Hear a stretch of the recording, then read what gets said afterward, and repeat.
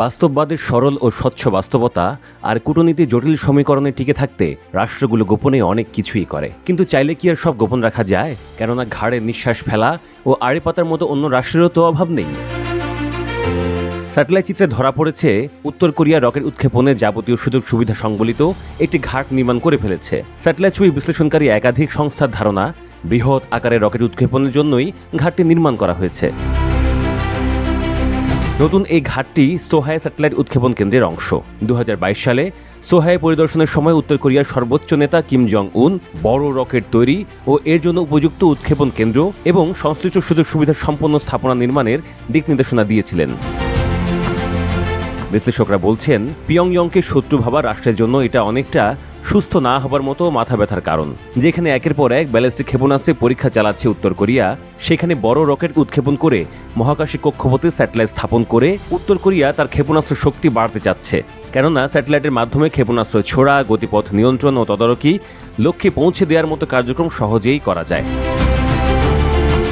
সংবাদ মাধ্যমগুলো এখন অতীত ঘাঁটছে, বলছে 2018 সালে মার্কিন প্রেসিডেন্ট ডোনাল্ড ট্রাম্পের সাথে বৈঠকে কিম জং উন সোহায় স্যাটেলাইট উৎক্ষেপণ কেন্দ্রের কার্যক্রম সীমিত করার প্রতিশ্রুতি দিয়েছিলেন, অথচ নতুন ঘাট নির্মাণ সেটার প্রমাণ দিচ্ছে না।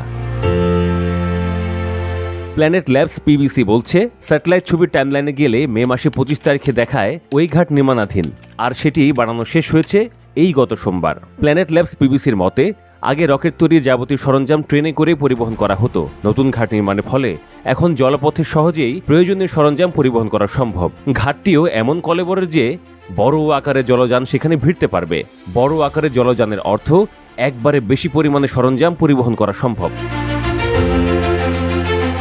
উত্তর কোরিয়ার স্যাটেলাইট বা রকেট উৎক্ষেপণে দুটি প্যাড রয়েছে। 38 নর্থ প্রজেক্টের তথ্য অনুযায়ী 1998 সালের আগস্ট থেকে 2024 সালে মে পর্যন্ত উত্তর কোরিয়া 9 বার চেষ্টা করেছে স্যাটেলাইট উৎক্ষেপণের, এর মধ্যে 3 বার সফলও হয়েছে।